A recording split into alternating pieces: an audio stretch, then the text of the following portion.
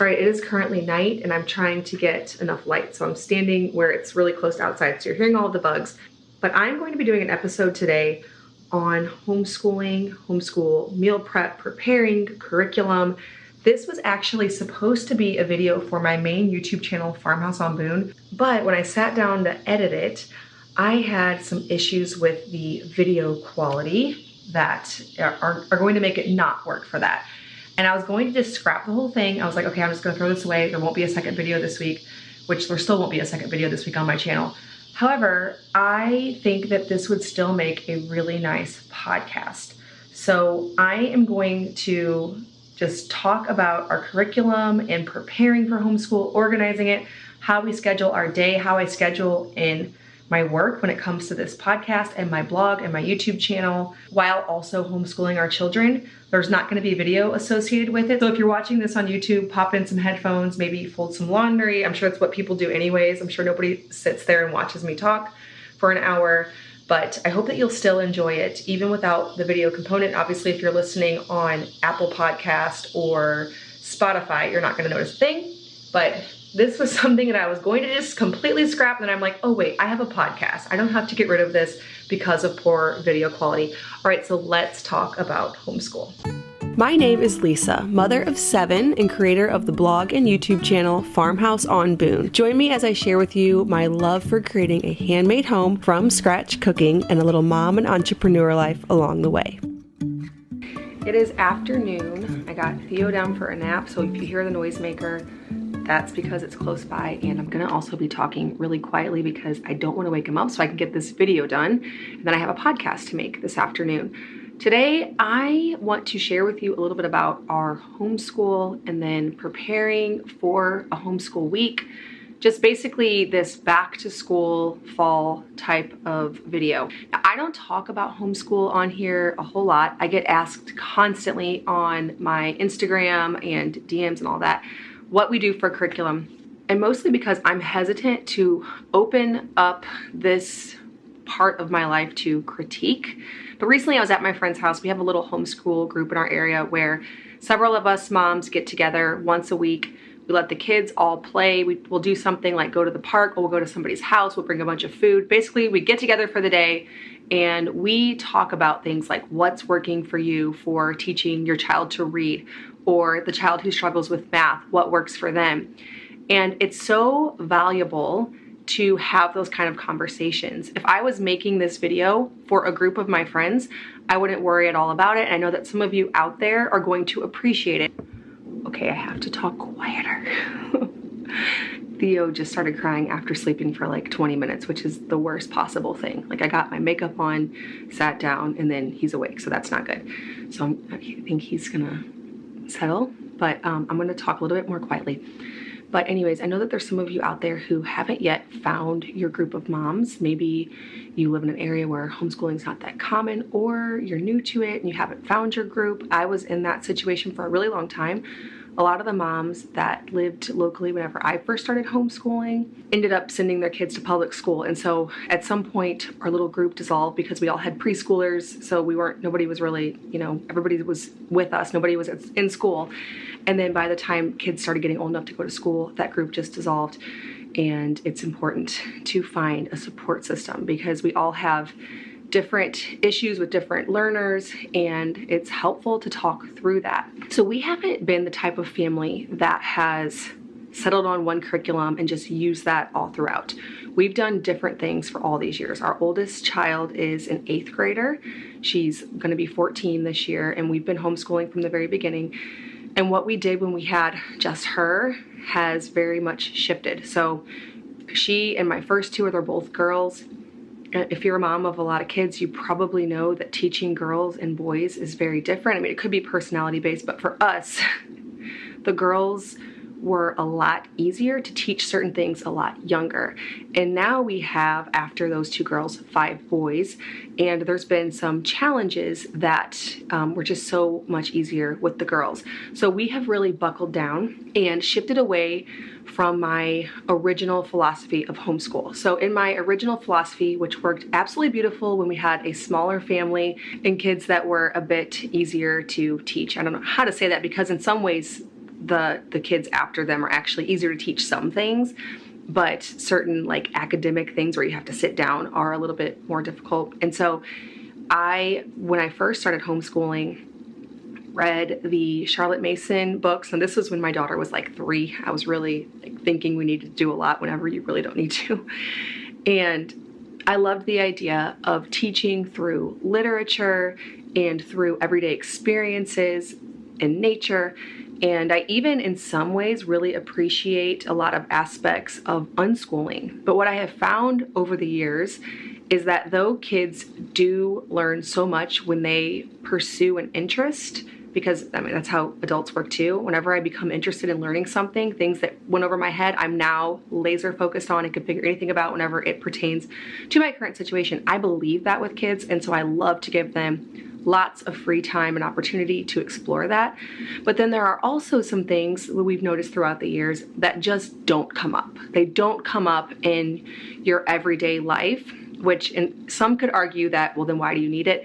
But there are some things that I really wanted them to have a wide range of knowledge on, things that I learned that they weren't yet picking up on. And so that's why this year we are doing a curriculum, a very set curriculum, whereas in the years past we've pieced things together. We've done a lot of literature, we've done a lot of like hands-on type of stuff, and this year we are basically like everybody has a set of books and curriculum. And so I'm going to share with you kind of what we have going on, and then also how I'm organizing it, because now that we have so many students, we now have 4 kids that are technically school age that need to get homeschooled, which is a whole different ballgame than teaching 1 or 2 kids.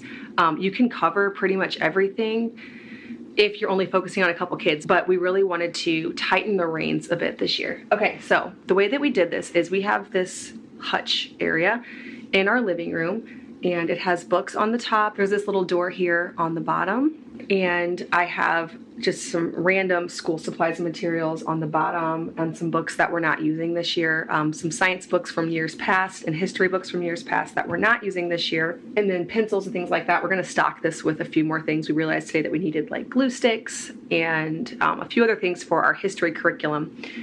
And then on the top here, I have it organized by child. The way that Luke and I have broken this up this year, last year we did where he took the oldest 4 and I took the 2 little boys downstairs with me, and he would take the oldest 4 upstairs and he would do school with them. And I would keep the little 2 out of his hair, plus prep lunch and all that kind of stuff. This year we're doing it quite a bit differently. We have one child that learns better outside of a group setting. He just learns very differently. He's very creative and energetic, and in a group setting it ends up being a little bit more disruptive and difficult to teach the others. And so I am now taking him and one-on-one homeschooling him, along with keeping the other 3 boys occupied. And we've actually been homeschooling this whole week and and that has been working really well for us. So I have his stuff first, and essentially what we're doing for each kid, well, it's a little different for each kid. We're doing Explode the Code for the younger kids who need to still brush up on their reading skills, so the younger 2 boys. We're doing Abeka Math for both of them. So I have like my son's Abeka Math and his Explode the Code and his Abeka Language and his science book and history book all together. And then I have the other 3 kids that Luke's doing, each of theirs all together. So my daughter, the oldest, has the full range of 8th grade Abeka curriculum. The reason I wanted to do that is she has all the skills that she needs to do this 8th grade curriculum, but she's never actually had to do like self-directed stack of books on her own. And so I think that's a really good skill to have in itself, even if she has all the concepts in there, that she has like a checklist to work through. That's something that you may need to do in, some other kind of setting, whereas she hasn't really had to do that quite yet before. And so she has the 8th grade pre-algebra, all Abeka, 8th grade vocab, spelling, grammar and composition, literature, Abeka literature for 8th grade. I'm still trying to decide if I should give my 2 older girls the cursive handbooks. So far we have not taught them cursive. I believe last year my oldest daughter watched a few videos and learned how to do cursive, but she forgot it. And I'm still on the fence of if that's necessary. It's one of those things, in my opinion, which, you know, I'm sure that there could be a good argument made for it, in which case I'd love to hear it and consider it. But it's one of those things where I feel like we hold on to just for the sake of, well, we did it, you gotta know it. And then I'm like, but do we really have to know that? Because when do you encounter cursive writing in your life? And so it's not a huge deal, but I may add to my oldest two, the 8th and 6th graders, the cursive book. So far, this amount of work that we have fits into our school hours pretty well with not a whole lot of time to spare. So we'll see if that ends up needing to be an issue. And then for my 6th grader, I have the 6th grade Abeka arithmetic, spelling, vocabulary, and poetry. And then we also have the Abeka readers for her to do her own reading. Then for my 1st grader, which Luke also has, so he has the 8th, 6th, and 1st, he is doing the arithmetic 1, and then he's going through Teach Your Child to Read in 100 Easy Lessons again. So we did that last year. He still isn't as proficient in reading as we'd hope, and so they're going to do it again. I'm not in a hurry. That's one of those things where you're really only worried about something like that when you're comparing it to other kids, but you know that they're going to learn to read and read well. And so that's one of those things where, like, I feel like culture wants me to be worried about it, but I'm also not. And then I have a set of books. So after I have each child's books organized, I have several books that Luke is going to do with the 3 of them as a group. We have Mystery of History. We've done this entire curriculum before, but we're going to go through it again with at least the oldest 3. So this is really cool because it teaches creation to the resurrection. So this is obviously a Christian program, and there's a lot in here of extra activities that you can do, or you can just like read it and talk about it. And then we've gone through 6 of these books, a whole bunch of them. The Rod and Staff Publishers Science. I have to be honest, when I started homeschooling, and even now, I don't really like textbooks at all. This is just the style I never thought that I would do, but I like using them in a way of opening discussion. So you go through the lesson, you read it, you can talk about it, and it just makes things come up that would just maybe not come up. So they're doing this Science 6 for all 3 kids, God's Inhabited World, because last year they did 5. I'm going back through God's Inspiring World with my 4th grader. And I like that, like today we did weather, and there were a lot of things that I could branch off and just talk about. So I could get the concept, and then it leads to discussion points. I don't know. I feel like anything that I learned from a textbook or took a test on, I don't remember it. And so I'm really skeptical that any of this is even going to stay. But I'm hoping that by bringing it back to real world examples and discussion, that maybe some of it will. If nothing else, it's time spent with your child, which is valuable. Okay, a few other little things. We have this, trying to go through this with my 4th grader, Theology and Doxology for Little Learners. I think I got this from September & Co. Yes. So you can check out September & Co. over on Instagram. And also for my 4th grader, the history we're doing, since they have this Mystery of History in their school time, I am working one-on-one with my 4th grader and doing this Our America History Geography reader from Abeka. And then if you aren't familiar with Explode the Code, my friend Stephanie from Hopewell Heights here on YouTube, she had really great success with using this for her kids. So we're moving through this first book really fast because we've already done the Teach Your Child to Read book like a couple times. But this is really helping my child who is a little bit more energetic because there's a lot of action in it. So there's a lot of like reading and circling and writing. And so far I'm thinking this is a lot better. Like we're blazing through this and the reading has already improved. And then for Bible, my kids are all in Awanas. So if you're interested in knowing what that is, basically if you find a local Baptist church, a lot of them have Awanas, which is Bible memory. With Awana, they all get these Awana books. And so there's a lot to do each week along in the books. And so that is also a part of homeschool. I'm doing these character cards with my son. I really like these. So just each day there's a little character trait, like something positive like determination, eagerness, endurance, decisiveness, cheerfulness, availability. There's just something you talk about, you read several things that you can do to be more available or more cheerful, and then there's a scripture that goes along with it. So this just helps to open up the discussion to certain character traits that are positive that you want to instill. I like it, if nothing else, as a reminder for myself, because we talk about something, we focus on it, and then throughout the day I'm thinking of it and it's something that I can bring up. And sometimes it's like, oh, I could really improve in this. This is something I haven't thought about that maybe I lack. And so I like these for that reminder. And then we also have this New City Catechism that Luke's doing with the older kids. Now I have one too somewhere, but I haven't really been doing it with him actually. This is something that is really important for Christians in your faith to help kids to understand, why you're here, what your purpose is. It's a question and answer format that helps you to understand your faith and what you believe. Okay, I think I've talked about everything. We have history, science, math, reading. What am I missing? It's all here. I took forever to plan this out. A few weeks ago at one of our mom groups, we were just all talking about curriculum and homeschool the whole time, bouncing ideas off each other, what we like, what we don't like, what we've heard from other experienced homeschoolers. And I was like jotting down all of these notes. And then I came home and for like 3 hours was poring over the christianbook.com website and ordering everything. And so I feel very prepared.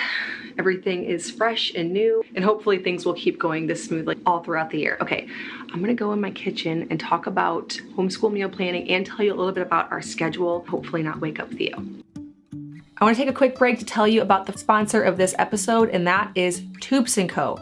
Now, I just started really experimenting with the Tubes & Co makeup. I've been loving their skincare. So their charcoal bar is one of my favorite things in the summer because my face can get a little bit oily in the summer. Whereas in the winter, I rely more heavily on the moisturizers and the oil cleansing because my skin is dry. Right now, that charcoal bar is really cleaning out the sweat and the dirt and all that comes with summer. I recently picked up their whole makeup line. I got an email from them about doing the contouring with organic natural makeup from Tubes & Co. And I was really confused about it for a while because I'm not a person who knows how to do makeup very well. But a friend of mine, we were getting together for our weekly play group with our kids. She told me that you do the bronzer like a 3. So you go across your head, you go under your cheekbone, and then along your jawline. Then you do the blush, then you do the highlighter. She told me that, and now I feel like my whole makeup routine is completely revolutionized. So I have from Tubes & Co. the primer, the foundation, the highlighter, the bronzer, and the blush. And I really feel like my face makeup is sort of coming together. I think it's gonna be a little bit better when I get a little more used to blending it, because I think you guys probably noticed on the episode that I didn't have my highlighter blended all that well. But it's getting better, and I love the makeup and feel like I actually know what I'm doing. I've always just been a, back in the day, whenever I had time to do my makeup, I would just do foundation, powder. I never knew much about that contouring stuff, but I'm starting to really enjoy doing that. Tubes & Co. is an American-made organic skincare company. They have really beautiful ingredients like tallow from grass-fed cows, so you're not looking at a bunch of fragrance oils or ingredients that you have to worry about going through your skin and into your body, because that's what happens when you put things on your skin. I am very serious about sourcing organic, natural food in my house, and so it makes sense that things I put on my skin that will actually make its way into my body, I would also be serious about sourcing that, and that is exactly what I found in Tubes & Co. So if you want to support an American company with natural, beautiful products that actually work, make sure to go to tubesandco.com and use the code Farmhouse to get 10% off your first order. All right, I want to talk a bit about meal planning for homeschool, but first I want to share with you our schedule. So Luke and I, a few weeks back, 3 or 4 weeks ago now, we went on a date night exclusively for the purpose of sorting out what we're going to do with our homeschool year. Like I mentioned before, this year is the first year where we have 4 students. I mean, last year we had a kindergartner, but that to me is not all that serious. But this year we have 4 students and we have our home-based business. We have 3 toddlers. I mean, if you count 4 and under as toddlers, all in the same house. And we knew that we needed to figure out a system so that we knew like who's going where and what's going on each day. So as many of you know, Luke is home with me. We do my business full time. And so we had the added element of figuring out, okay, when am I gonna make videos? When am I going to shoot photography for blog recipes? And so it's a whole thing. And we really had a productive date night and we hashed it all out and figured out who was going to take who and what would work more effectively based on our experience with the last school year.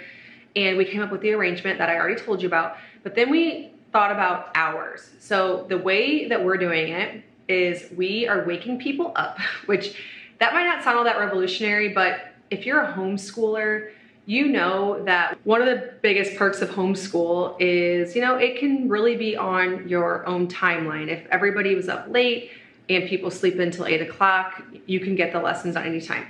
With a homestead, with a business, it just does not work. We've tried it, but then all of a sudden we are stressed. People are not sure where they're supposed to be and what times.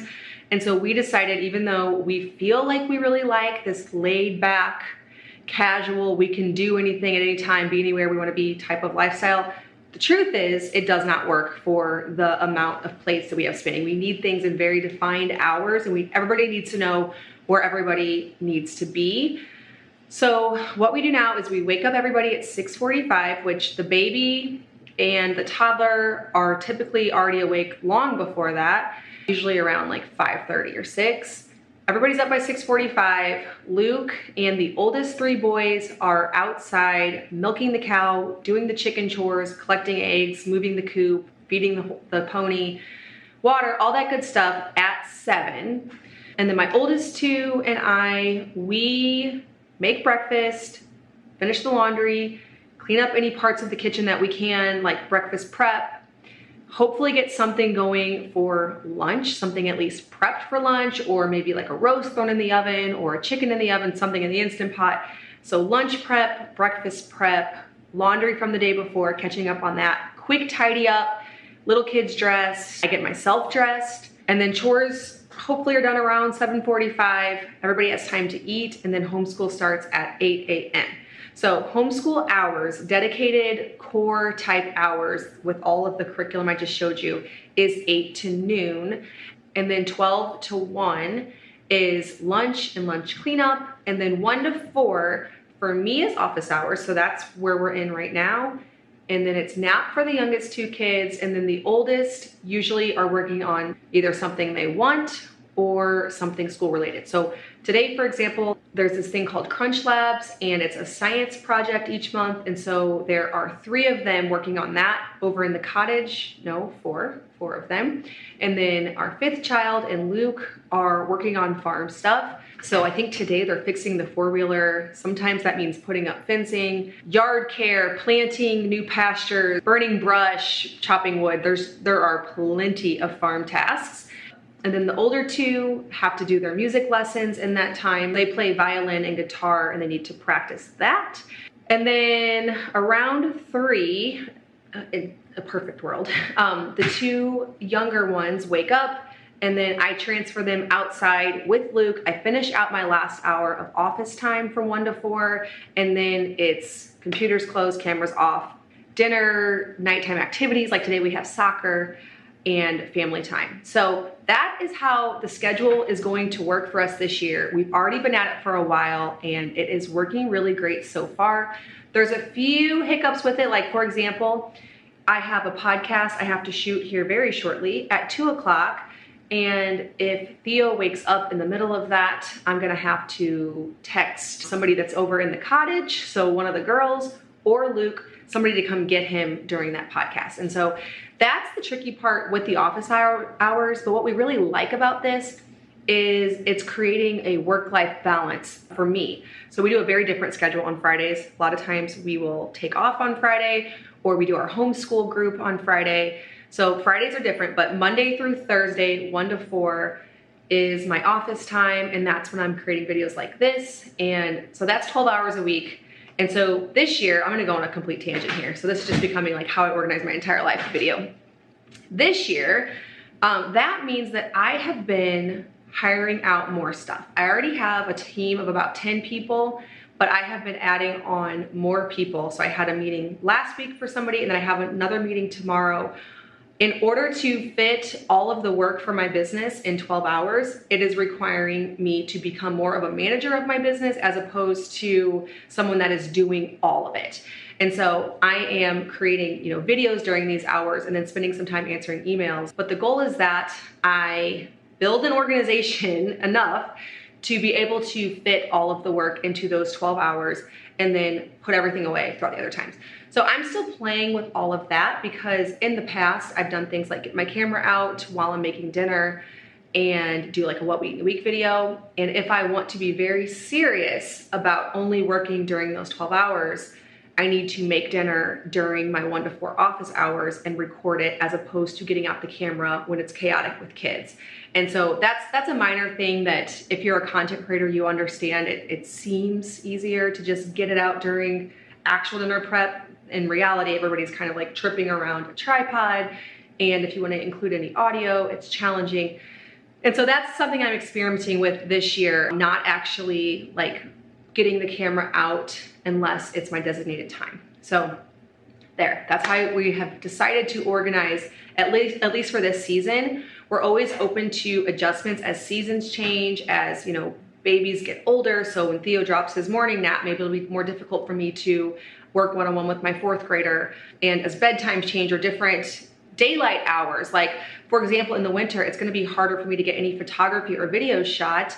At the end of that 4 o'clock, it starts to get a little darker and more difficult to capture the right light. So we readjust, but this is what is working for us right now. All right, let's talk a little bit about meal planning. I am not much of a meal planner. I have a whole video and blog post where I go in depth into that, and it has helped a lot of people, and a lot of people find it something that they also can relate to, that certain strict meal plans feel very restrictive. There are times though, whenever I like to have the plan a little bit more nailed down, typically in seasons like this where there isn't a whole lot of margin. So my morning hours, I don't have a whole lot of time to be thinking about our meals, and we don't really have a whole lot of prep margin time. Now in the dinner time slot, assuming we don't have soccer or something else, there's a little bit more time, but for the lunch, it really needs to come together pretty effortlessly. So I have a few tips for that, and then I also have a few resources on like where I actually collect together the meals. My first tip is to have meat thawing in the refrigerator. This is my #1 tip for being able to pull together meals without being very rigid about meal planning. It's really always nice to have something that's quick cooking thawed out. So something like sausage or ground beef, that is something where you can pull together tacos or anything very, very quickly. Also nice to have roasts or chickens thawed out. Of course, if you're going to have those, you need to make sure that you get them in the oven several hours before you want to have meals. And I realize like an hour can do it. I like to get those kind of things in the oven, low and slow, and just let them cook so that way we can go about other things. So the way that I do this is I have a 9x13 pan in the refrigerator, and I just load it up with meat, everything from pork chops to ground beef to chicken, whatever I can fit in it. I just pile it up, and then I keep it in the refrigerator. I do that in the beginning of the week, and then I can pull from it all throughout. And then of course, when it runs out, if I only put enough in for like half the week, I will then again add more meat to it. It's best for it to thaw in the refrigerator as opposed to at room temperature. And so that really helps me. My next tip is to make sure you always have a big stock of staples. So for us, one of the top staples that we stock, which right now is super easy because the hens are laying like crazy, is eggs. So from that, you can throw together a quick breakfast for dinner. You can do sourdough pancakes with some eggs and cheese. That's really fast, as long as you have some starter on hand or even just some flour. You don't even have to do sourdough. In order to pull together breakfast for dinner, you can do it anytime. You can get a quiche in the oven. You can keep on hand a couple dozen hard-boiled eggs to do like a quick, easy lunch meat, cheese, crackers, hard-boiled egg type of lunch that you can just pull out of the refrigerator and not even do any prep. And then for me, a stock of root vegetables is handy for just about anything. So carrots, onions, garlic, potatoes. I always want those on hand. I can pull together a soup with the meats I've thawed and the root vegetables, or just cook up a meat and then serve it with a side of mashed potatoes and carrots. I also like to bulk prep sauerkraut, so I can pull that out as a side. And then of course, keeping on hand large amounts of flour, oats. There are so many directions that you can go if you keep your staples on hand.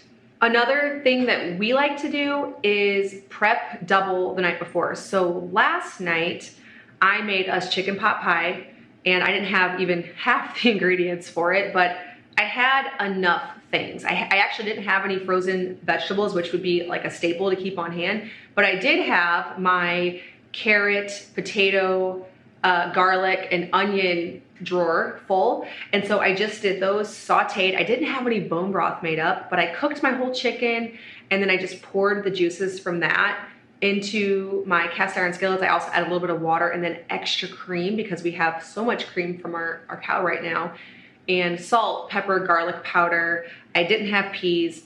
And then I made an einkorn biscuit to top it. So I altered the recipe to use what we had, and then I also doubled it. So one chicken was able to be 2 chicken pot pies. We ate one last night with some sides, and then I was able to throw one in the oven today during school and just let that bake. So basically, anytime you cook anything, double, triple, quadruple, depending on your family size, the recipe, so that way you have something the next day. That's what we're trying to do. I don't want to waste valuable school time on meal prep, which is another reason why I'm not going to be making like what we eat in a week videos for our lunchtime meal, because it needs to be something that I either threw together really easily, like a cold, cheese, hard-boiled eggs, meat type of lunch, or something that I made the night before, or something I could have thrown in the oven really easily in the morning. Another favorite thing is to thaw out a whole chicken, add some oil, salt, pepper, and then a whole rack of sweet potatoes, and then just put it in the oven and then just let the oven go, and maybe put like a bag of frozen vegetables in a pot on the stove. That is something that takes all of 10 minutes at the most to prep, but you can just pull it out whenever it's time to have lunch. So that way I'm not wasting like precious school time on that. As far as grocery shopping, I like to do a weekly shop at the beginning of the week. I have the same stuff I buy over and over and over again. A lot of the things that I buy, we can mix it up to be a lot of different things with the way you combine the ingredients, but they're all just really basic, so that even if it's a really busy week and you don't do anything fancy, you have food on the table. The reason I don't like to rigid meal plan is if something is on sale or seasonal, I stock up on it and then throw it into everything. So if there's a recipe that say calls for peas, maybe if it's summer, I'm gonna just throw in zucchini. Or if it calls for pumpkin and a local farmer has like a box of butternut squash, I'll be throwing that in instead. So I do like to sometimes refer to my favorite recipes, but then adjust them as is needed. So I keep my recipes here in my 2 meal plan books. I have a cold weather one and I have a warm weather one. I keep these in my kitchen printed off just for my own reference. And a lot of times I don't ever like use them as with a shopping list in week 1, week 2. I just use them as a book to refer to whenever I'm needing a couple ideas. I'll use it as a way to jog my memory, and I'll be like, oh yeah, I can make shepherd's pie. Well, I don't have Worcestershire. I'll just make it anyways. I will just throw in, whatever we do have, whatever vegetables we have. It just gives me the idea that shepherd's pie exists. I need cookbooks and blogs for that reason, not really so much like an exact how-to, like cut up half an onion. I'll throw in the whole onion or 2, I don't really care. I just like to have it to spark the idea to remember things that we like, so that way I can throw together something quickly. Okay, pop it on really quick because I forgot to mention where you could get my meal plan. You can go to bit.ly/farmhouse fall meal plan, or you can go to farmhousehomemoon.com and just search meal plan. But I have a 28-day meal guide that has shopping lists and meals unique for each day, perfect for fall, because this particular one I'm sending you to at bit.ly/farmhouse fall meal plan is actually a fall, obviously, tailored one. So a lot of seasonal ingredients for fall that could really help you in your busy school season to find meals that are easy to prep and that take the guesswork out of it so that you can just, make something. Like I said, like to just refer back to it just to get the ideas. I don't always follow it to the T. In fact, I never do that. But even if you just want it for a collection of recipes like that, you can go check that out at bit.ly/farmhouse fall meal plan. If you're more curious about how this translates into actual meals, I have a lot of what we eat in a week videos here on this channel that you can check out. I also will probably still do a lot of what we eat in a week videos throughout this school season. I will just prep them here during these office hours. So I might make them from like 3 to 4 if I don't have a podcast to shoot. So that way I can still set up the camera and take you along, showing you in practicality how a lot of this is working. All right, well, I hope that you enjoyed this video. I don't normally do videos where I just talk. Normally I'm more of a like showing you what we're making type of person, but I thought this would be helpful for some of you just to see how we are organizing our school year this year. It's going to be different for every one of you depending on your situation, depending on what other activities or priorities you have, whether it's you have a business like I do that requires some extra planning, or maybe you have extracurriculars or a special needs child, or who knows what other type of situation you might have. I guess if nothing else, I'm hoping to encourage you to plan and think through things before they become a problem. So with all of this, I'm trying to think about, what do I need to soak before bed? Or what dough do I need to get going so that breakfast goes more smoothly? Or what staples do I need on hand so that way we can have a quick meal tomorrow? What curriculum are we going to do and how am I going to organize it so that tomorrow, whenever it's time to do school, everybody knows where they're supposed to be, what time they're supposed to be there, and what they need. That kind of planning is just helping everything to go a lot more smoothly. Goes without saying, but sometimes we need that reminder. All right, well, thanks for listening to this episode of the podcast. Even though I did not mean it to be a podcast, I still hope that you found it very helpful. I get asked about homeschool stuff a lot, and so I wanted to get something out there in the world where I talked about it. Some of the components of that may have been better with the video component where I was actually showing the book and showing, the meal plan book and whatnot, but most of it was just me talking to the camera. There will be resources down in the show notes as well as on simplefarmhouselifepodcast.com. There will also be a transcript and then any links that are necessary. So I hope this was helpful for you. And if you are a homeschooling mom or dad, happy homeschool year. Thanks so much for listening, and I'll see you in the next episode of the Simple Farmhouse Life podcast.